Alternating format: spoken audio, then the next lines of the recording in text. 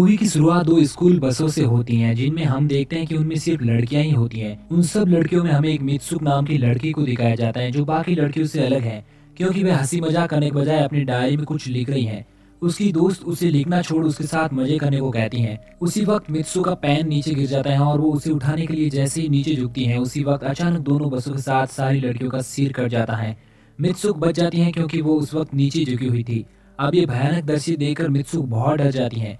दरअसल उन सब चीजों को एक हवा का झोंका काट रहे हैं जो उस वक्त मित्सुक के पीछे पड़ जाता है, लेकिन वो उसके आगे आगे भागती रहती है। तब कुछ आगे उसे चार लड़कियां दिखती हैं। वो उन्हें भी नीचे झुकने के लिए कहती हैं, लेकिन तब तक वो हवा उन्हें काट देती है। एक लड़की को मित्सुक अपने साथ धक्का देकर नीचे गिरा देती है, जिससे वह भी बच जाती है और वो भी ये सब देखकर बहुत ज्यादा डर जाती है। उस समय वहाँ पर कुछ लड़कियां साइकिलिंग करते हुए कहीं जा रही थी और वो हवा उन्हें भी काट देती है और अब मित्सुक के साथ वाली लड़की भी कट जाती है और मित्सुक फिर से अकेली रह जाती है। अब वह अपनी जान बचाते हुए जंगल की ओर भागती है, जहाँ पर उसे नदी में बहुत सारी लाशें मिलती हैं जो वहाँ पर कटी हुई पड़ी हैं। मित्सुक समझ जाती है कि इन्हें भी हवा ने काटा है। अब वहाँ पर उसे एक स्कूल ड्रेस मिलती है जो काफी साफ होती है, इसलिए वो अपने कपड़े उसके साथ एक्सचेंज कर लेती है और जंगल से होते हुए स्कूल पहुंच जाती है, जहाँ पर उसे अपनी बेस्ट फ्रेंड मिलती है जिसका नाम आकी है। लेकिन मित्सुक उससे भी पूछती है कि क्या तुम आकी ही हो, क्या हम दोनों साथ पढ़ते हैं। उस समय फिर से वहाँ पर हवा का एक झोंका आता है जिससे डरकर मित्सुक अंदर की ओर भाग जाती है।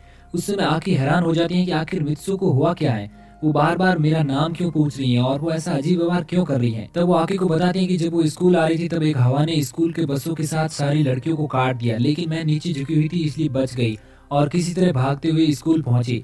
इस बात पर आकी को यकीन नहीं होता है, इसलिए वो उसे खिड़की के पास ले जाती है और बताती है कि ये हवा तो हमेशा की तरह ही नॉर्मल है। मित्सुक भी इसे फील करती है और अब वो काफी नॉर्मल हो जाती है। अब वो आकी के साथ क्लास में जाती है, जहाँ पर आकी अपनी बेस्ट फ्रेंड सुर और केको के साथ क्लास बंक करने का विचार करती है ताकि वे मित्सुक का मन बहलाकर उसे खुश कर सके। जब वे वहाँ से निकलने वाली होती हैं तब उन्हें सामने उनकी स्कूल टीचर मिलती है, लेकिन वे चारों किसी तरह उसे चकमा देकर वहाँ से निकलने में कामयाब हो जाती हैं और एंजॉय करने के लिए एक लेक के किनारे जाती हैं, जहाँ पर वे सभी बातें करते हैं। तब आकी अपनी फ्रेंड को मित्सुक के साथ हुई कहानी को सुनाती है, जिसे सुनकर सुर कहती है कि हाँ ये जरूर हो सकता है, लेकिन यहाँ पर नहीं बल्कि किसी दूसरी दुनिया में जहाँ पर सब कुछ ऑपोजिट है। यहाँ पर हवा हमें जिंदा रखती है, इसलिए हो सकता है कि वहाँ पर हमें मार दे। उसी वक्त केको लेक में एक पत्थर मारती है और अचानक एक मगरमच्छ आता है और उसे खा जाता है। असल में ये एक इमेजिनेशन होता है जो ये बताता है कि दूसरी दुनिया में कुछ भी हो सकता है। केको अब भी वहीं पर सुरक्षित है, उसे कुछ नहीं हुआ है। अब उनको वहाँ पर एक बिस्तर दिखता है जो वहीं पर जमीन पर लगाया हुआ है। वह सभी उनके तकियों के साथ वहाँ पर खेलने लगती हैं। तभी मित्सु को वहाँ पर दो लड़कियां दिखती हैं। उन्हें देखकर ऐसा लग रहा है जैसे उन दोनों ने शादी की हो और वो उनकी फर्स्ट नाइट है, इसलिए वहाँ पर बेड लगाया हुआ है। उस समय सुर मित्सुक को बताती है कि हम सब की किस्मत पहले ही लिखी जा चुकी है और अब अगर हमें अपनी डेस्टिनी को हराना है तो कुछ ऐसा करना होगा जिसे कभी कोई सोच ही नहीं सकता। अब वह सभी अपने क्लासरूम में वापस आ जाती हैं, जहाँ पर मित्सुक को एक तकिया दिखाई देता है। जब वो उसे उठाने के लिए नीचे झुकती है तब उसकी टीचर सभी स्टूडेंट्स को गोलियों से मार देती है, लेकिन एक बार फिर से नीचे झुकने की वजह से मित्सुक बच जाती हैं। और अब वहाँ पर सुर और केको आती हैं जो मित्सुक को वहाँ से ले जाकर एक रूम में जाकर छिप जाती हैं, लेकिन वहाँ पर एक दूसरी टीचर आती है और वो केको को मार देती हैं, जिसे देखकर सुर और मित्सुक वहाँ से भागने लगती हैं। उसी वक्त उसकी टीचर पीछे से गोलियां चलाती हैं, जिससे सुर को गोली लग जाती है। मरते वक्त सुर मित्सुक को बताती है कि उसे डेस्टिनी को किसी भी हालत में हराना ही होगा। अब सभी लड़कियां डरकर स्कूल से बाहर की ओर भाग जाती हैं और वो टीचर अब भी उन पर गोलियां चलाती हैं, जिससे कई सारी लड़कियां मर रही हैं और जो लड़कियां आगे निकल जाती हैं उन्हें हवा काट कर मार देती हैं। उन सब में केवल मित्सुक ही बचती हैं जो किसी तरह अपनी जान बचाते हुए निकट के पुलिस स्टेशन में पहुंचती हैं। तब वहाँ की पुलिस ऑफिसर उसे किसी अजीब ही नाम से बुलाती हैं और कहती हैं कि आज तो तुम्हारी शादी है, तुम यहाँ पर क्या कर रही हो। उस समय वो उसे मिरर में दिखाती हैं, जिससे मित्सुक देखती है कि उसका चेहरा बदल चुका है। अब वो पुलिस ऑफिसर उसे अपनी गाड़ी में बिठाकर शादी में ले जाती हैं, जहाँ पर काफी सारी लड़कियां होती हैं जो चिल्लाते हुए मित्सुक को कांग्रेचुलेशन बोल रही हैं। जब वो अंदर जाती है तो उसे वहाँ पर उसकी बेस्ट फ्रेंड आकी मिलती है। मित्सुक उससे पूछती है कि ये सब क्या चल रहा है।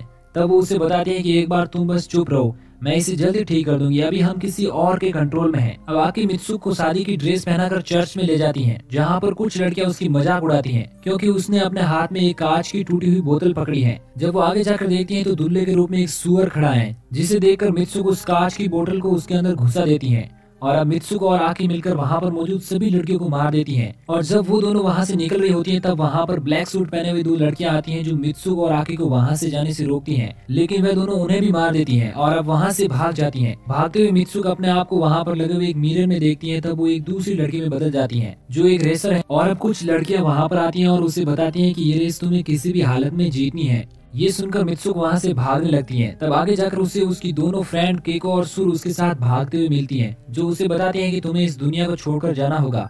ये सुनकर मित्सुको अपना ट्रैक बदल लेती हैं और वहाँ से भागते हुए एक अंधेरे वाली जगह पर पहुंच जाती हैं, जहाँ पर उसे एक लड़की मिलती है जो उसे अंदर की ओर ले जाती है। और वहाँ पर पहले से बहुत सारी लड़कियां स्कूल ड्रेस पहने हुए शांत खड़ी हैं। अब वो अनजान लड़की मित्सुको को बताती है कि ये सब मारी जा चुकी हैं और तुम्हें भी इनके साथ मरना होगा। ये बोलकर वो एक चाकू से मित्सुको पर हमला कर देती हैं, लेकिन तभी वहाँ पर आकी आ जाती है जो उसे बचा लेती है। और अब वो मित्सुको को अपना असली नाम बोलने के लिए कहती है, जिसे बोलने पर मित्सुको एकदम से रेसर से असली स्कूल वाली मित्सुको बन जाती है। अब आकी मित्सुको को बताती है कि तुम्हारा इस दुनिया से जाने का वक्त हो गया है, इसलिए मेरे हाथों में लगे इन वायर्स को खींचो, जिससे मैं मर जाऊंगी और तुम अपनी असली दुनिया में पहुंच जाओगी।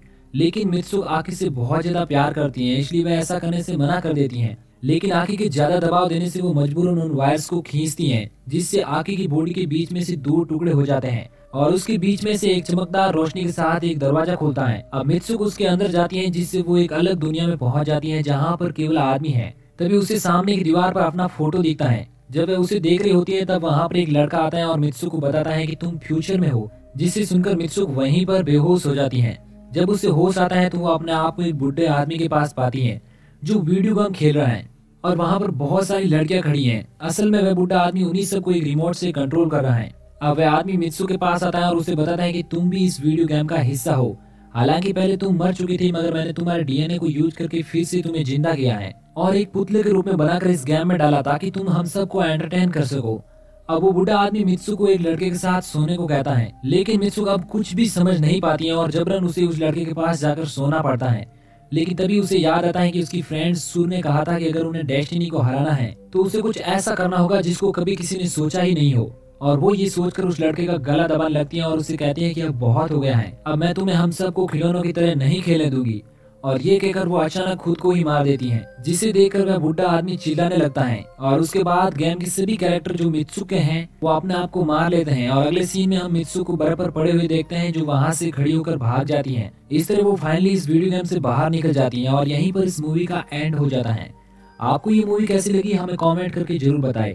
अगर आप इसी तरह के और भी मूवीज का हिंदी एक्सप्लेनेशन देखना चाहते हैं तो हमारे चैनल को सब्सक्राइब जरूर करें।